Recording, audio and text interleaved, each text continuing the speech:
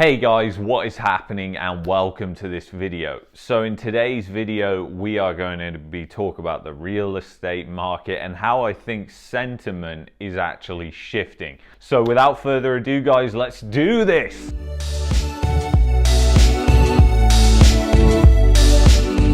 Alright guys, so just a quick note, I just want to refer back to a video that I made maybe 3-4 weeks ago about clothes and shoes and how there was going to be shortages and price increases. Right now, we're already seeing that actually hit the press. So I was 4 weeks ahead of now the news is picking it up and cotton prices are absolutely surging as investors are jumping on the bandwagon on this as well. Now, this isn't about being right because I could have been wrong. But what I try and do on this channel is I try and bring you things way before they are hitting the mainstream media and things like that so you can get ahead. And that is my aim so that you can prepare for things that are going to come before everybody else does. I mean, at the end of the day, what's buying some clothes in advance whilst they're all on sale so you don't get hit by price spikes or if panic buying starts. So anyway, guys, I want to talk a little bit about Calgary because Calgary is a weak real estate market despite what people may think. It is a very weak market. Calgary is very weak economically. And it's a very challenged city for many reasons, like the vacancy rate being over 30% in office buildings. If that doesn't tell you something, then maybe you would know. But anyway, so I want to talk about the real estate statistics and what's happening right now because it suggests a sentiment shift in the real estate market. And Calgary was one of the first markets to actually peak. It peaked around April, May. And now it's come back since then. So we're going to talk specifically today about detached because a lot of people are interested in detached property, and detached property is the most common thing that's sold in Calgary as well, unlike other cities. So we're going to talk about detached and how it's falling. So right now, if you bought a detached house in May, and this is going by the statistics of median price because it's most accurate, if you bought a detached house in May, you would be sitting on a loss of about 5.42% right now. So if you put 5% down on a detached house in May, you'd be negative already on it. Now, it's just interesting to note here that we're only 4 or 5 months have passed since May, and the market has already fell 5.42%. Now, seasonally adjusted, obviously things are always going to pull back, but generally inventory and sales pull back in tune and the market kind of stays in balance and prices don't fluctuate that much. But obviously this year we've had rapid price growth and now we're going to have rapid deceleration of growth. And that is what I've said on this channel the whole time with supply and demand. But the interesting shift here is that you're seeing a sentiment shift, and I'll tell you why I think the sentiment is changing, and I think this is going to ripple across. You're starting to see credit markets get the jitters right now, and it's because of the Evergrande thing. The Evergrande thing that has happened is massive, and people don't understand the implications of that, and whether the Dow carries on now and hits all-time highs is no real business, because the thing is the implications of this will arrive and they will hit the stock market, credit markets and everything like that. And you're yet to see the half of it, which I'm going to talk about in another video because it would take up so much time, which is about commercial mortgage-backed securities here in Canada, real estate investment trusts, and the amount of money that is being lost right now by workers not being in the office, by companies downsizing their office. I mean, just think about how many companies have downsized their office. Just look at the vacancy rates across the entire country for commercial office space, and they are spiking. In the face of these prices going down here in Calgary, you're seeing sales drop very, very quickly. But interestingly enough, inventory has dropped even more. So the reason why I'm saying there's a sentiment shift here is because you've actually got sales are going against the momentum. They're going against the flow because actually inventory has gone down. There's less selection.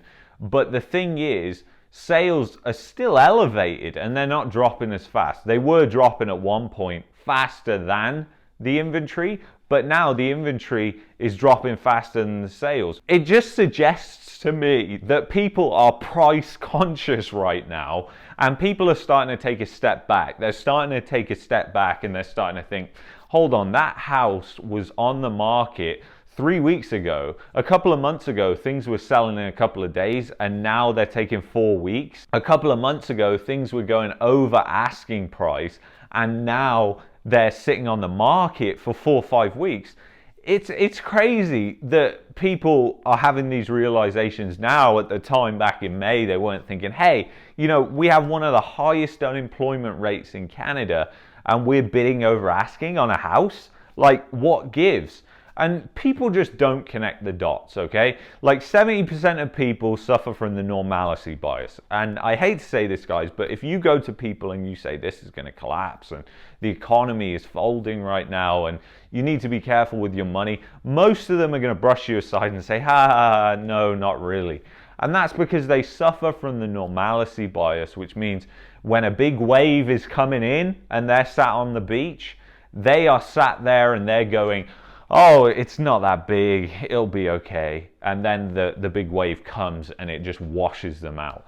And that is the normalcy bias in a nutshell. And it doesn't matter how many warning signals are triggered. The fact that vacancy rates of offices are so high, real estate investment trusts are losing billions of dollars, the fact that commercial mortgage-backed securities are failing, swaps are becoming a booming market again. I think we're kind of in that 2007, 2008 period now.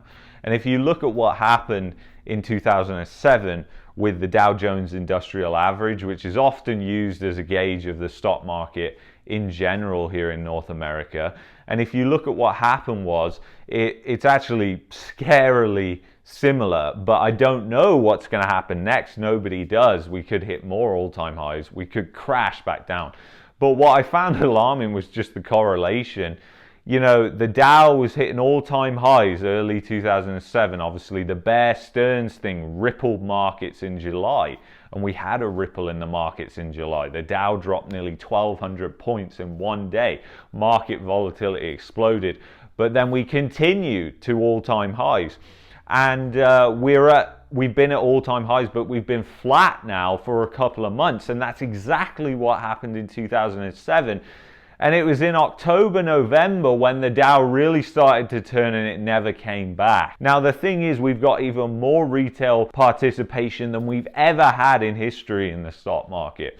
And what that means is when things go south, it's going to affect people on a wider scale than it normally would, because it's not just banks that are now holding stocks. You've got your average Joe with a Wealthsimple trade account who's buying stocks thinking they're the greatest thing, and they're going to be losing money like crazy, and they're not going to understand how to deal with the psychological stress that comes with investing. And the same thing will follow in housing markets, because Canadians are just not ready for what's going to happen in the housing market. We have seen this rapid price appreciation for a long time.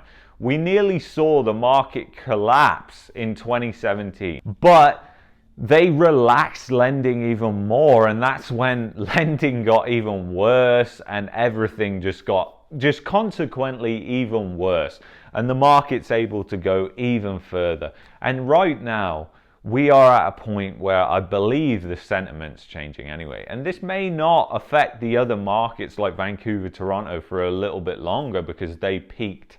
They were one of the last ones to peak. I'm not even sure if some of them have peaked, because some of them were still going up.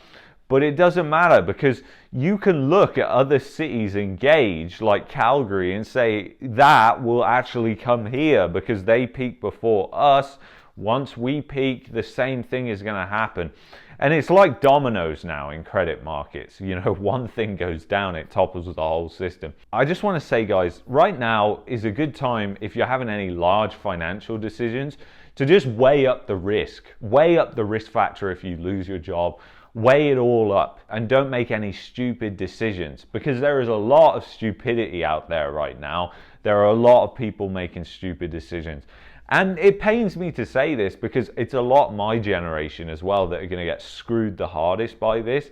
You know, the thing is, when the housing market goes, just like in 2007, 2008, the biggest buyers back then, one of the leading buyers was the new generations, the first-time home buyers. And those first-time home buyers, they always get screwed. I've seen so many of my friends, everybody, just buying homes during this year. And the thing is, that narrative has been pushed through the media for first-time buyers to get on the gravy train, and they've got on it and ran with it. But the thing is, now they're going to be left holding the bag, and I think that's really sad, but that's just the way things go. The people who will get out the best from this situation will probably be the older generations that are downsizing and they're able to sell, and they're already doing that right now, but not in a large fashion. And we're about to see that unravel over the next couple of years, which is going to go in tune with everything else. There's just so much weight on the back of the housing market right now.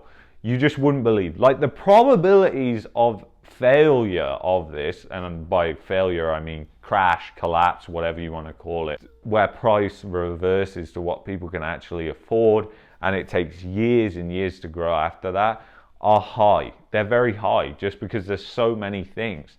And yeah, there is always a small percentage chance that it could carry on going up, but that doesn't mean anybody was wrong. I want to use a quote from Michael Burry and then we'll close with this. But Michael Burry said this because he made his bet in 2005, 2006, and everybody thought he was a lunatic. And in 2007, hedge fund managers were on his ass. They wanted to take all their money, and Burry was the one who actually said, look, I'm just early. It doesn't mean I'm wrong, because they were all saying, you're wrong, look at the housing market, it's not collapsing. But he was just early, and I want you to bear that in mind, because nothing is for sure in life. Nothing ever is. Things can go on longer. Things can crash harder. Nobody can predict the future 100%. But realtors seem to think that they can, because they're always saying things like it's a for sure thing. Prices are going to go up all year. No, that's a lie. We're seeing it right now. So anyway, guys, thank you so much for watching. If you like this video, hit the thumbs up. If you don't like it, hit the thumbs down. That way I'm going to know how many realtors are watching my videos. That was a joke. But anyway, guys, I will see you in the next video. As always, take care, peace and love. Bye-bye.